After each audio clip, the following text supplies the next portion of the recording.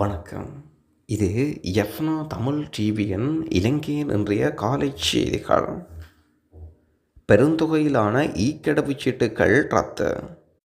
5 million கடவுச்சீட்டுகள் வழங்குவதற்கான ஆரம்ப கொள்வனவின் ஒரு பகுதி 2 நிறுவனங்களிடமிருந்து 7,50,000 ரூபாய் என்சீரியல் கடவுச்சீட்டுகள் வாங்குவதற்கான அமைச்சரவை தீர்மானம் நடைமுறைப்படுத்துவதை இடைநிறுத்தி மேல்முறையீட்டு நீதிமன்றம் உத்தரவு. அத்துடன் இந்த இடைக்கால தடை உத்தரவு எதிர்வரும் அக்டோபர் 1 வரை செல்லுபடியாகும். இந்த மனுவில் பிரதிவாதியாக பொது பாதுகாப்பு அமைச்சராக பணியாற்றிய திரநலஸ் மற்றும் குடிவரவு திணைக்கள கட்டுப்பாட்டாளரின் முன்னாள் அமைச்சர் உட்பட தரப்பினர் குறிப்பிடப்படுகின்றனர். குறித்த வழக்கு விசாரணையில் நீலகண்டன் சட்ட நிறுவனத்தின் அறிவுறுத்தலின் பேரில் சட்டத்திறனிகளான பெரோரோ மற்றும் ஹிரணி ஆகியோருடன் மனுதாரர் நயன தர்சன சார்பில் ஜனாதிபதி சட்டத்திரணி வீரராஜ் முன்னிலையாகியிருந்தார். மீண்டும் அரசியல் களத்தில் சந்திரிகா. ஸ்ரீலங்கா சுதந்திர கட்சியின் சந்திரிகா பண்டாரநாயக்கா குமாரதுங்க தலைமையில் ஐக்கிய தேசிய கட்சியுடன் புதிய கூட்டணி அமைப்பதற்கான பேச்சுவார்த்தைகள் ஆரம்பம். ஐக்கிய மக்கள் சக்தியின் கூட்டமைப்புகள் அதில் இணைந்து கொள்வதற்கான திட்டங்கள் தயாரிக்கப்பட்டுள்ளன. சஜித் பிரேமதாச பொது கூட்டணியுடன் இணைந்து செயற்பட விரும்பவில்லை என்றால் அவரை நீக்கிவிட்டு எதிர்கால நடவடிக்கை தொடரும். புதிய கூட்டணிக்கு சஜித் பிரேமதாசா எதிர்ப்பு தெரிவித்தால் கடந்த பொது தேர்தலில் பெற்ற வாக்குகளை கூட பெற முடியாத அளவுக்கு அவரை இழுத்துச் செல்வதற்கான திட்டங்கள் தொடரும். எதிர்வரும் பொது தேர்தலில் ஐக்கிய தேசிய கட்சியின் தலைமை மாற்றி சந்திரிகா குமாரதுங்க சஜித் பிரேமதாசா ஆகியோருடன் இணைந்து தலைமைத்துவ சபையாக செயற்படும். புதிய கூட்டணி தொடர்பில் பேச்சுவார்த்தைகள் தொடர்ந்தும் இடம்பெற்று வருவதாக அறிய முடிகின்றது. இலங்கையை விட்டு தப்பியோட முயலும் அரச அதிகாரிகள். மதுவரி திணைக்களத்தின் உயர் அதிகாரியொருவர் வெளிநாடு செல்ல தயாராகி வருவதாக திணைக்களம் வெளியிட்டிருக்கின்றது. அரசியல் காரணங்களுக்காக சட்டத்துக்கு முரணாக மதுபான அனுமதி பத்திரங்கள் வழங்கிய குற்றத்தின் அடிப்படையிலேயே அதிகாரி நாட்டை விட்டு செல்லும் முயற்சியில் ஈடுபட்டுள்ளார். புதிய அரசாங்கத்தில் ஊழல் ஒழிப்பு வேலை திட்டத்தின் கீழ் அவர் தொடர்பான பல மோசடிகள் ஊழல் குறித்து ஏற்கனவே கவனம் செலுத்தப்பட்டிருக்கின்றது. கலால் சட்டத்துக்கு முரணாக மதுபான உரிமம் வழங்குவது தொடர்பாகவும் மதுக்கடை உரிமையாளர்களால் உயர்நீதிமன்றத்தில் வழக்கு தொடரப்பட்டுள்ளன. இந்த நிலையில் இந்த அதிகாரி தனது விருப்பத்துக்கு ஏற்ப வரம்பற்ற மதுபான உரிமங்கள் வழங்க லஞ்சம் பெற்றுள்ளதாக மதுவரி திணைக்களம் செய்தி வெளியிட்டிருக்கிறது.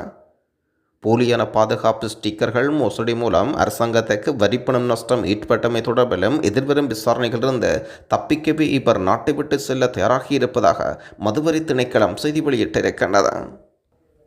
விசா செயலாக்கம் வெளிநாட்டு நிறுவனங்களுக்கு வழங்கப்பட்டுள்ளது குறித்து விசாரணை.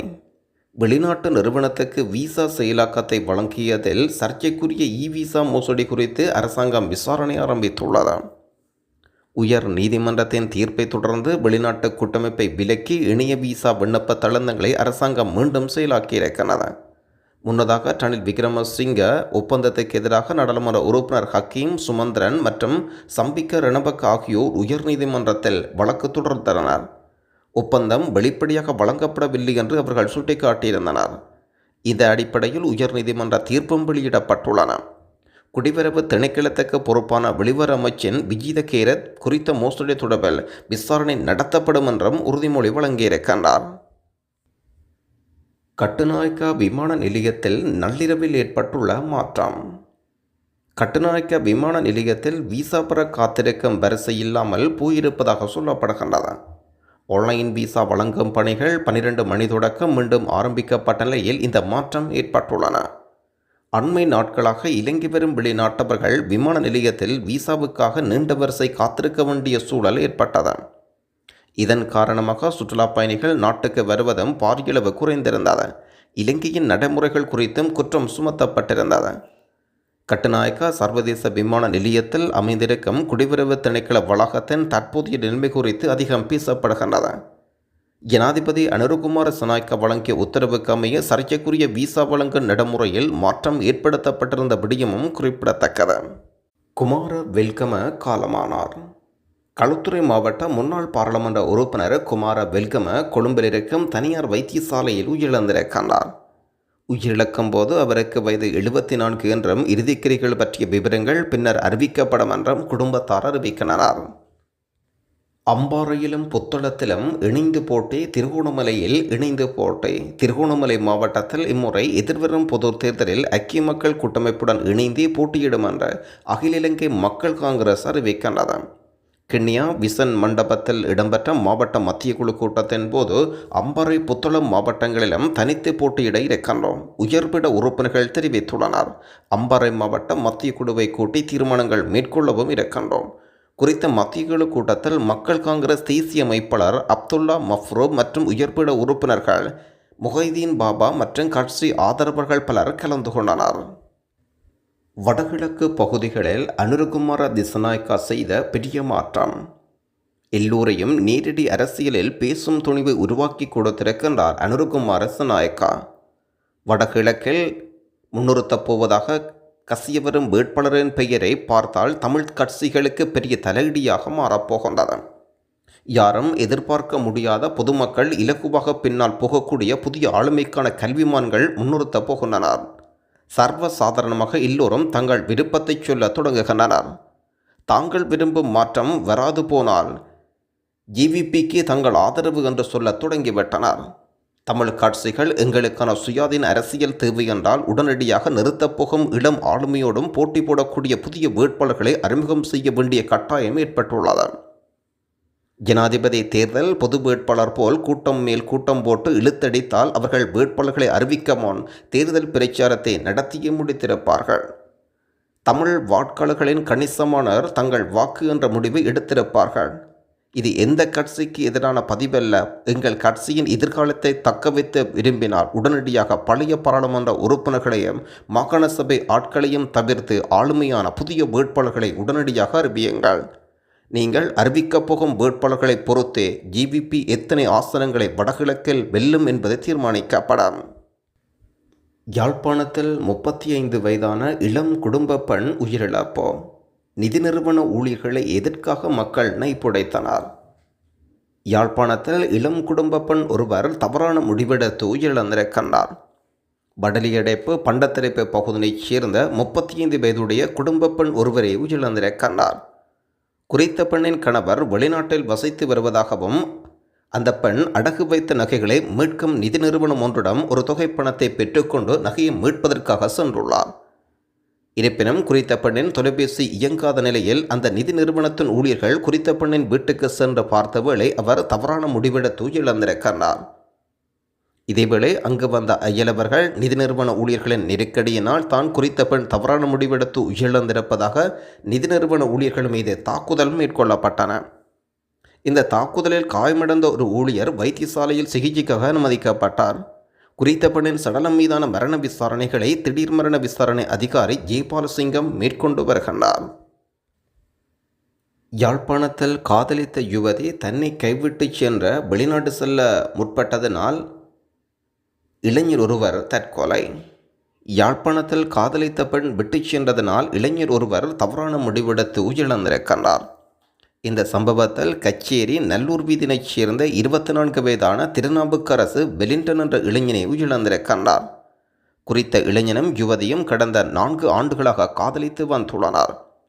குறித்த பெண் வெளிநாடு செல்வதற்கு இளைஞனுடன் தொடர்பை துண்டித்ததாகவும் இதனால் மன விரக்தியடைந்த இளைஞன் இன்று காலை தவறான முடிவெடுத்து உயிரை மாய்த்து கொண்டார். அவரது சடலம் மீதான மரண விசாரணையை திடீர் மரண விசாரணை அதிகாரி நமசிவாயம் பிரேம்குமார் மேற்கொண்டு வருகின்றார். தனது மனைவியுடன் தகாத தொடர்பில் இருந்த நபரை வீட்டுக்குள் ஒளிந்து காத்திருந்து கொன்ற கணவன் கைது. வாரியப்புல பிரதேசத்தில் வீடொன்றில் புகுந்த திருடன் பிடிபட்டதாக 119 தகவல் நிலையத்துக்கு கிடைத்த தகவலின் அடிப்படையில் மேற்கொள்ளப்பட்ட விசாரணையில் குறித்த நபர் கொலை செய்யப்பட்டுள்ளதாக போலீசார் அறிவிக்கின்றனர். உயிரிழந்தவர் சுந்தரகாம பகுதியைச் சேர்ந்த 33 வயதுடையவர். உயிரிழந்தவர் வேறொரு நபரின் மனைவியுடன் கள்ளத்தொடர்பில் இருந்தமை விசாரணையில் தெரிய வருகிறது. உயிரிழந்தவர் கள்ளத்தொடர்பில் இருந்த பெண்ணின் வீட்டுக்கு வந்தபோது அந்த பெண்ணின் கணவர் வீட்டில் மறைந்திருந்து சுத்தியினரால் தாக்கியுள்ளார். சடலம் தொடர்பாக நீதவான் விசாரணை நடத்தப்பட்டு வருவதுடன் 36 வயதுடைய அந்த பெண்ணின் கணவர் கைது செய்யப்பட்டுள்ளார். கொழும்பு சர்வதேச புத்தக கண்காட்சியை பார்வையிட்டார் ஜனாதிபதி. 25வது தடவையாக கொழும்பு பண்டாரநாயக்கா சர்வதேச மாநாட்டு மண்டபத்தில் நடத்தப்படும் கொழும்பு சர்வதேச புத்தக கண்காட்சியை ஜனாதிபதி அனுரகுமார் சனாய்க்கா பார்வையிட்டுள்ளார்.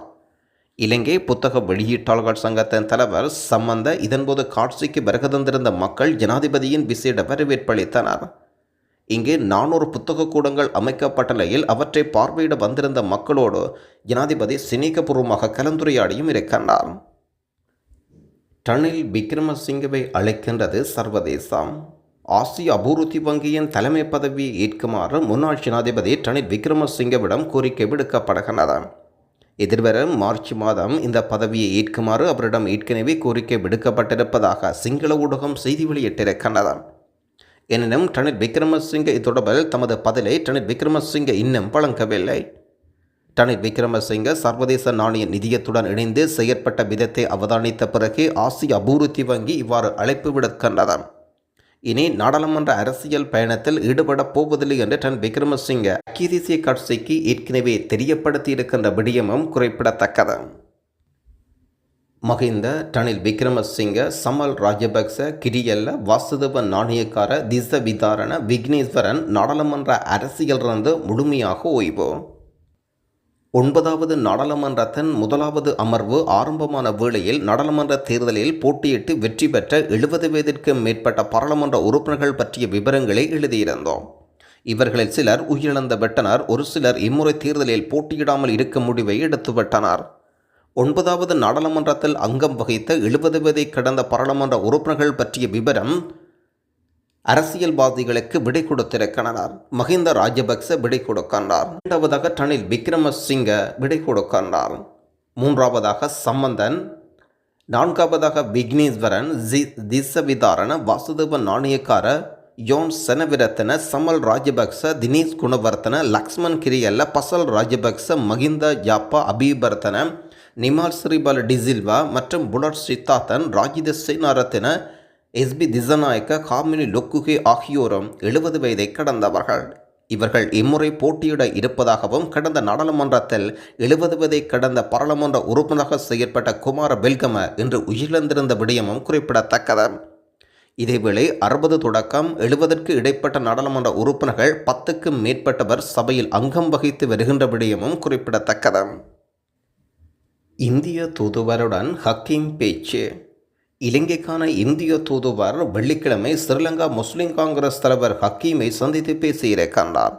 இலங்கையின் அரசியல் முன்னேற்றங்கள், இந்தியா இலங்கை உறவுகள் வலுப்படுத்துவதாகவும் இதன்போது கலந்துரையாடல் செய்யப்பட்டிருக்கின்றது. நாடாளுமன்ற அமர்வுகளில் சிறப்பாக செயற்பட்ட தமிழ் பாராளுமன்ற உறுப்பினர்களின் பட்டியல் வெளியாகியிருக்கின்றது. பாராளுமன்றத்தில் 52 தமிழ் பேசும் நாடாளுமன்ற உறுப்பினர்கள் தமிழ் முஸ்லிம் மக்களின் பிரதிநிதிகளாக தெரிவு செய்யப்பட்டிருந்தனர். இவர்களில் சிறப்பாக செயல்பட்டவர்களில் ஸ்ரீதரன் 1வது இடம் தெரிவு செய்யப்பட்டிருக்கின்றார்.